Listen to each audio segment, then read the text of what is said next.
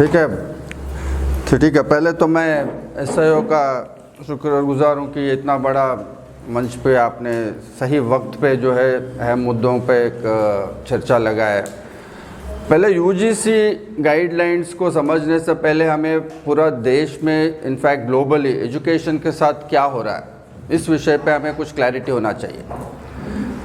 पूरा देश में even including advanced capitalist country like United states में भी सबसे बड़ा जो आईवी लीग यूनिवर्सिटी से एक जो हार्वर्ड और कोलंबिया, वहाँ पे भी जो है एक एजुकेशनल क्राइसिस डेलिबरेटली क्रिएट किया गया है। और इंडिया का जब मामला आप उठाएंगे पिछले 10 साल में स्पेशली, ये तो बहुत पहले से चल रहा है लेकिन पिछले 10 साल में 2014 से खासकर ये रेजिम जब से आए हैं, एजुकेशन लगातार हैज़ बिन अ टारगेट। आप नेशनल एजुकेशन पॉलिसी उठा के देख लीजिए, दुनिया में कहीं पे भी जब governments national education policies implement करते हैं उनका नज़र रहता है कि लोगों को तालीम कैसे दिए जाए, कंप्लीट लिटरेसी कैसे अचीव किया जाए, ये रहता है फोकस। हमारा डॉक्यूमेंट एक ऐसा अजीब और गरीब डॉक्यूमेंट पहली बार मैंने देखा जहाँ तालीम कंटिन्यू करने के बजाय तालीम से drop out, school drop outs कैसे किया जाए इसका बहुत मल्टीपल ऑप्शंस दिए। 8वीं में आप ड्रॉप आउट कर सकते हो, 10वीं में आप ड्रॉप आउट करते हो, 12वीं में, और इसको ये कह रहे कि ऑटोनॉमी और फ्रीडम है।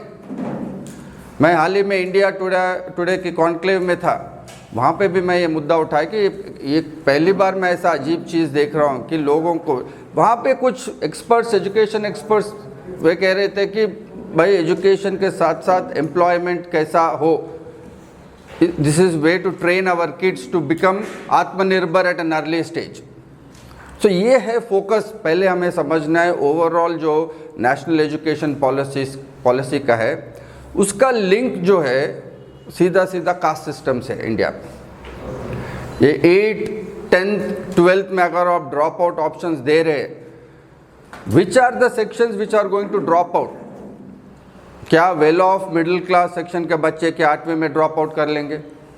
क्या अपर कास्ट के अर्बन बच्चे क्या इसमें से ड्रॉप आउट हो जाएंगे? ये कौन बच्चे हैं जो 8वीं में ड्रॉप आउट करके तालीम छोड़ के जो है एम्प्लॉयमेंट ढूंढना शुरू करें? और इसको गवर्नमेंट जो है इट्स एनकरेजिंग। तो पहली बात तो है पूरा एजुकेशन पॉलिसी ही सिर्फ यूजीसी गाइडलाइंस के बात नहीं है। UGC guidelines is a small subset of that. पूरा एजुकेशन पॉलिसी का is driven towards this kind of A hierarchical system, जहां आप उस सिस्टम के ओर धीरे धीरे जा रहे हैं जब मेजॉरिटी जो दलित, बहुजन, एसटी और मुसलमान, इनको जो है अगले 20-25 साल में एजुकेशन सिस्टम से बहुत जल्दी ड्रॉप आउट करना पड़ेगा और सिर्फ एक खास सेक्शन के लिए जो है एजुकेशन विल बी रिजर्व। तो पहले बात तो नेशनल एजुकेशन पॉलिसी का सारा फोकस ही यही है। अब उसमें देख लीजिए 8वीं में कह रहे हैं कि वोकेशनलाइजेशन ऑफ एजुकेशन, उनको उसको आरएसएस का चीफ जस्टिफाई करता है कि हम डिग्निटी ऑफ लेबर लेके आ रहे हैं इस देश में। इशू तो सही है लेकिन वो किस ढंग से जोड़ते हैं उसको, और इसको आपको देखना है कि लार्जर पॉलिसी क्या है बाहर। सिर्फ एजुकेशन पॉलिसी देखे तो आपको ये चीज़ समझ में नहीं आएगा। पिछले 10 साल में नॉट ओनली बीजेपी, बहुत सारे स्टेट्स में जो है कास्ट ऑक्यूपेशन का फंडिंग शुरू हो गया।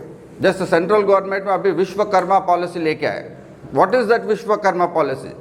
दे are saying caste based occupation को हम बढ़ावा दे रहे हैं, हम उसको फंडिंग करते। तेलंगाना में जो है 25 लाख गोल्ला कम्युनिटी के जो शीप रेयरिंग उसके लिए पैसे दे रहे, बार्बर कम्युनिटी के लिए पैसे दे रहे, पॉटरी के पैसे दे रहे, और चीफ मिनिस्टर खुल के बोल रहे हैं कि सारे लोग हायर एजुकेशन में नहीं आ सकते, सारे लोग जो है गवर्नमेंट एम्प्लॉयमेंट नहीं पा सकते, आप अपने कास्ट ऑक्यूपेशन को बढ़ावा दीजिए। और इसको कल्चर से भी जोड़ के कह रहे हैं कि इंडियन सिविलाइजेशन में हमारा सारा ये कास्ट ऑक्यूपेशन बहुत, this are very complex issues. उसमें एक साइड में उनका एम्फोसिस है, this is not the space to get into all those debates, but उनका जो अब एनईपी का कास्ट ऑक्यूपेशन फंडिंग सब जोड़ के देखे तो आपको पता चलेगा कि long term policy is that RSS के नज़रिया में higher education institutions are sources of social conflict and disorder. और इसका एक सॉल्यूशन है कि 80% ऑफ लोगों को आप एजुकेशन इंस्टीट्यूशन, हायर एजुकेशन तक पहुंचने ही ना दे तो आधा कॉन्फ्लिक्ट वहीं ख़त्म हो जाएगा। तो पहली बात तो आपको ये समझ के चलना चाहिए कि उस तहत अब if you keep that in the background, then आपको ये समझ में आएगी ये यूजीसी गाइडलाइंस के साथ क्या हो रहा है। ये कोई बीजेपी आरएसएस का कोई डिस्क्रिमिनेशन के साथ ख़त्म करने का कोई कमिटमेंट नहीं है। This is another way of creating social conflict कि आप एक तरफ यूजीसी गाइडलाइंस दो, अपर कास्ट बच्चों को उधर उतारो, वो सारा प्रोटेस्ट जो है मैन्युफैक्चर्ड प्रोटेस्ट है कि उनका दिखाओ एंग्जाइटी, दूसरे तरफ आप बोलो ओबीसी को इंक्लूड कर दो उस यूजीसी गाइडलाइंस में, फिर वो स्टे ले लो। ये सारा जो देश में आजकल हो रहा है ये सब ऑर्केस्ट्रेटेड खेल चल रहा है ताकि दोनों तरफ से लोग सड़क पे उतरे, लड़ाइयाँ चले और एक इलेक्ट्रल आउटकम जो है यूपी के मद्देनज़र रखते हुए अपर कास्ट तो वैसे भी बीजेपी को वोट डालेंगे, ओबीसी को कंसोलिडेट करने के जो है ये यूजीसी गाइडलाइंस का। इसके अलावा there is neither a sincere effort to address discrimination, neither the provisions are clear if you see the guidelines, सिर्फ वेग एक जो है इसमें दिया गया है। सो हमें इस मकाम पे क्या करना है, इसीलिए जो है जेएनयू पे ये हायर एजुकेशन जेएनयू जो क्राइसिस चल रहा है, ये पूरा जेएनयू पे अटैक इसलिए है क्योंकि JNU is one public institution. उसका खासियत क्या है? खासियत ये है पब्लिक इंस्टीट्यूशन वहाँ बहुत सोशल जस्टिस पॉलिटिक्स के साथ साथ आपको ग्लोबली कंपेरेबल क्वालिटी एजुकेशन मिलता है। ये अगर सिर्फ सोशल जस्टिस का अगर जो जेएनयू का सिर्फ पॉलिटिकल है, जो जैसा बाहर जो अफवाह फैलाते हैं कि वहाँ पे सिर्फ लड़ाई करते बच्चियाँ, सिर्फ वहाँ पे हमेशा डिस्टर्बेंस चलता है, तो then nobody would have taken JNU seriously. वो तो हर जगह हो रहा है इंडिया में। JNU is why there has been such attack, unprecedented attack on JNU for last 10 years है, लगातार चलता आ रहा है 2014 से। इसका रीज़न यही है कि JNU is one model where we have proven that public institutions with government funding can provide globally comparable quality education at a very affordable price. ये है इसका। तो आप एनईपी यूजीसी गाइडलाइंस के साथ ये अटैक जो जेएनयू पे हो रहा है इसका आप कंपेयर कीजिए। जेएनयू पे इसलिए अटैक नहीं हो रहा क्योंकि वो कुछ वामपंथी है, लेफ्ट है, उधर रेडिकल पढ़ाते, वो सब तो ठीक है, वो एक आइडियोलॉजिकल।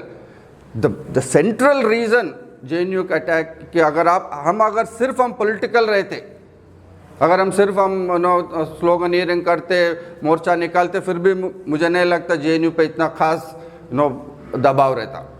खास दबाव इसलिए है क्योंकि JNU is an unprecedented model in developing world anywhere. अब कहीं पे भी चले जाए, अफ्रीका में चले जाए, वहाँ हमारे यहाँ नाइजीरिया से, अफ्रीका से स्टूडेंट्स आते हैं, ईस्ट यूरोप से स्टूडेंट्स आते हैं। क्यों? क्योंकि इट इज़ ग्लोबल जो एजुकेशन दिया है हमारा टीचर्स, हम लोग सारे ग्लोबली वी गिव। मैं कल ही न्यू स्कूल न्यूयॉर्क में जो आईवी लीग है वहाँ के लिए I give an online talk. Next week I am giving for Singapore के लिए एक टॉक। We are still being invited globally everywhere. This is the unprecedented quality that what BJP RSS can not stand is इतना high quality education आप जो है last person तक पहुंचा रहे हो। ये जेएनयू का एक खासियत है, इसीलिए जेएनयू सच ए वाइब्रेंट स्पेस।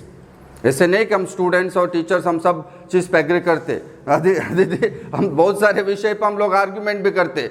जब इन्होंने बुलाया मुझे टॉक देने के लिए, I also presented my critic.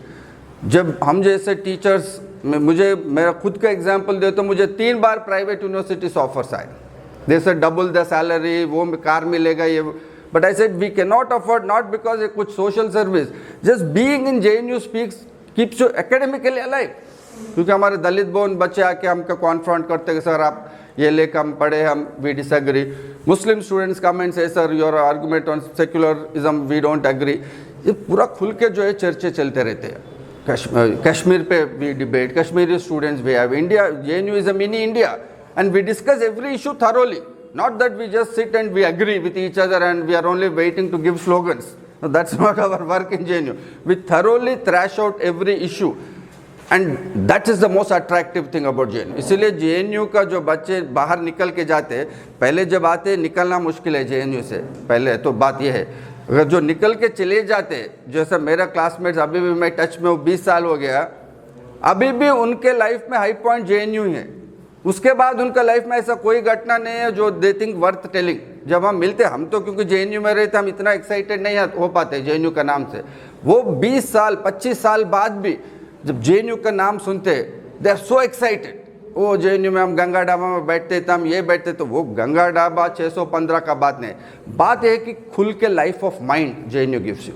और ये प्रो सबाल्टर्न जो कल्चर है, एक किसी कस्बे से मुसलमान उठ के आते, भले ही अंग्रेजी ना बोल पाए, भले ज़्यादा पढ़ा लिखा नहीं, उसका एक्सपीरियंस वो प्रेजेंट कर सकता है। उसको जो है जेएनयू में हम लोग ट्रेन करते हैं, उसको कैसे एक एकेडमिक इसमें ले आ जाए। ये जो 25-50 साल से जेएनयू जो लगातार इस काम को करते आए हैं, एक सोशल जस्टिस का लैंग्वेज, एक जस्टिस का जो डिस्कोर्स है इस देश में, कि सबाल्टर्न कम्युनिटीज़ जो आते हैं, SC ST OBC दलित और ये मुसलमान, they become IAS, they become IFS, they go into journalism, they go into teaching, they go into politics। अब किसी फील्ड को उठा के देख लीजिए, जो टॉप है वो सारे जेएनयू से आज। The true anti national work of JNU is this, कि सबाल्टर्न को जो आप है एलिट बना रहे हो, एलिट प्रोफेशंस में डाल रहे हो विथ सोशल सेंसिटिविटी। तो ये क्राइसिस जो है आपको UGC गाइडलाइंस का जो क्राइसिस है, इस सेंसिटिविटी का जो है एक्सप्लॉयटेशन है, जो लगातार 50 साल से हमारा स्टूडेंट्स फैकल्टी मिल के जो लड़ाइयाँ करके इस स्पेस को बचा के रखे है, उसको जो है एक मौकरी है ये। आप दलित बहुजन सोशल जस्टिस डिस्कोर्स को आप अप्रोप्रिएट करके एक इंस्ट्रूमेंट देते हो, उसको फिर वापस ले लेते हो, उधर अपर कास्ट बच्चे को उतारते हो सड़क पे, इधर हमारे स्टूडेंट्स लड़ रहे हैं, but this is all very manufactured thing. Therefore मैं आपसे गुजारिश करूंगा कि ये UGC गाइडलाइंस का तो डिमांड तो हमें करना है, बट साथ साथ हमें ये जो big picture of education, because अगर if this continues we are going to create a new kind of an apartheid system in this country. बहुत सारे यूरोप और अमेरिका, आप अमेरिका में भी चले जाइए, इंटरजेनरेशनल मोबिलिटी जहाँ ब्लैक्स है वहीं का वहीं है। अमर्त्य सेन ने लिखा है कि blacks live like sub-Saharan African condition in the heart of United States। So सिर्फ GDP बढ़ने से, हम 5 ट्रिलियन इकोनॉमी बनने से ये सबसे कुछ मसला हल होने वाला है, क्योंकि 80% of people if they are denied basic opportunities. हम तो जेएनयू में यहाँ तक बात करते, सिर्फ अपॉर्चुनिटी नहीं है, जेएनयू स्टूडेंट यूनिवर्सिटी में आने के बाद उसका कैपेबिलिटीज़ कैसे बढ़ा जाए, उस पर भी चर्चा होता है जेएनयू में, कि कॉन्फिडेंस कैसे दिया जाए। जब पहला सेमेस्टर में हम पढ़ाते हैं, बहुत सारे बच्चे इंग्लिश जो रीजनल बैकवर्डनेस आते हैं बोल नहीं पाते, क्लास में हिचकिचाते हैं, they are not confident. But same students by second third semester they are active in the class, they are asking questions, their language dramatically improves, their articulation improves, and this is the magic JNU creates। अब इसमें बताइए, इसमें कौन सा anti national activity है? आज जो recent protest है, Aditi is here, this is the protest they are leading, that जो फेस रिकॉग्निशन टेक्नोलॉजी का रोको, सर्वेलेंस कम करो। मैं कल इफ्तार में गया था, स्टूडेंट्स एड ऑर्गेनाइज, वहाँ पे सिक्योरिटी वाले आके रिकॉर्डिंग कर रहे हैं। मैं उनसे पूछा, भाई इफ्तार में सिक्योरिटी रिकॉर्डिंग का क्या मतलब है? यूनिवर्सिटी है ये, university means public, the idea is public, public means common space है। वो खुद सिक्योरिटी वाला भी हमसे कह रहा है कि सर क्या करें, हम पे दबाव है। और हाल ही में 20 से 25 21 सिक्योरिटी गार्ड्स को भी निकाल दी। देखिए यहाँ, this is the system you are putting in place. So the recent protest where Aditi and her friends were also had to be jailed for 3 days is this protest? This is not their own personal, इनका कोई agenda नहीं है, इनका कोई राजनीतिक कोई सियासती खेल नहीं है इसमें। This is the space we have been, JNU has been protecting. Fee hike पे भी 4 साल 5 साल पहले बहुत बड़ा मुहिम चला, तब फी हाइक रुक गया। Social composition of JNU, all said and done, still continues to remain where I think lot of subaltern community students come. So the struggle that teachers and students especially are leading is to protect this social character. अगर हम इस spaces को अगर हम ख़त्म कर देंगे तो सिर्फ आपके साथ होगा जो कॉर्पोरेट स्कूल्स बाहर में, ये स्कूलिंग सिस्टम ऑलरेडी हो चुका है। 2018 इकोनॉमिक सर्वे डेटा उठा के देख लीजिए आप, 1 lakh government schools have been closed down in this country. 1 lakh government schools. इसमें कौन, who goes to this government school? Students from these sections, marginalized sections. तो आपके साथ सिर्फ होगा कॉर्पोरेट स्कूल्स जिसमें किसी को दाखला नहीं मिलेगा, nobody can afford those schools, या this will be dropouts. This is the model we are moving to. It बड़ा dangerous model है because it's like nothing short of an apartheid system where 80% को if you deny even basic public goods. एक तरफ हम कह रहे globally India demographic dividend है हमारे पास, यूथ हम 65% यंग है, सिर्फ आप नंबर्स लेके क्या करोगे? 65% यूथ को पहले दे needs training, they need education, they need health, they need employment, and all these three are being marginalized.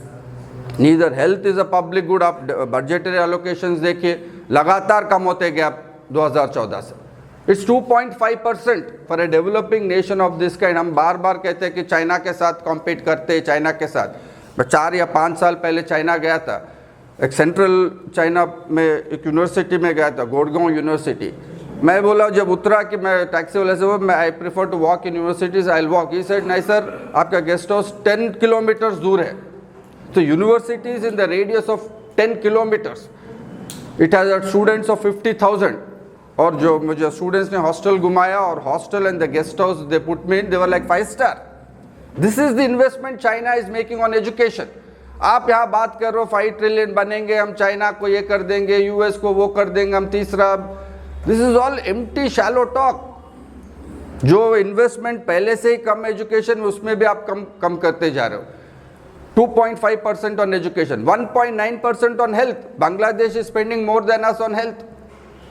सो ये जीडीपी को दिखा के आप so this long term dangerous, this has long term implications. So इसलिए I congratulate SIO, it is taking, and I said SIO should be in the lead for all issues. इसलिए मैं बार बार अपने writings में भी और जब जमात के साथ भी मैं बात करने गया, मैं यही कहा कि मुसलमानों का, रिलीजियस माइनॉरिटीज़ का इश्यूज़ भी इस कंट्री में इस बड़ा पिक्चर के बिना सॉल्व नहीं होगा. आप सिर्फ अपना इश्यूज़ उठा के कोई सॉल्व नहीं हो सकता. सिर्फ सेक्युलरिज्म के नाम पे आप कोई भी जो है इस वेलफेयर मुस्लिम्स को मिलने वाला नहीं है. अगर पूरा एजुकेशन प्राइवेटाइज हो गया तो अब direct impact is on Muslim kids. तो उसके बाद आप कहोगे मुस्लिम को कितना फेलोशिप्स मिल रहा, हमें हमारे बच्चों को कितना तालीम मिलेगा. It becomes meaningless. SOAO has to be on the forefront against privatisation of resources.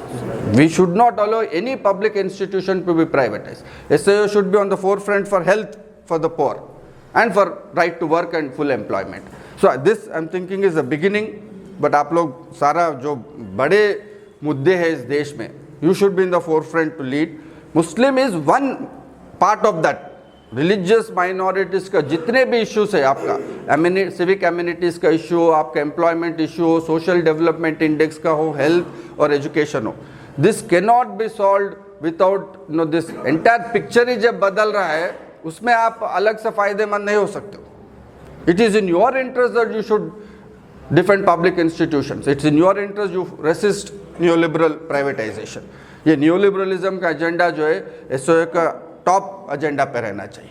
अगर आप न्यूलिबरलिज्म के खिलाफ पुश बैक करोगे, उसका डायरेक्ट बेनिफिट जो है मुस्लिम किड्स के लिए होगा. तो even to fight for religious minority issues, you have to fight this big issue. This is what I am telling other anti caste struggles, that is what left does. But वो gap एक बढ़ गया है. That left is fighting for everyone, but left is seen today as elite. वो caste language, religious language में वो gaps आ गया. Left us also to rework how to, we have to see that, because their core concern is this. Public institution जैसे JNU को हम defend करते, हमारा core concern यही है भाई, हर तबके के लोगों को जो है इक्वल अपॉर्चुनिटीज मिलना चाहिए. This is our core concern. All struggles in JNU, मैं दोबारा रिपीट कर रहा हूँ, are with this concern and philosophy in mind. ये सब लेफ्ट है, सियासती, ये सब जो है सब नरेटिव्स है.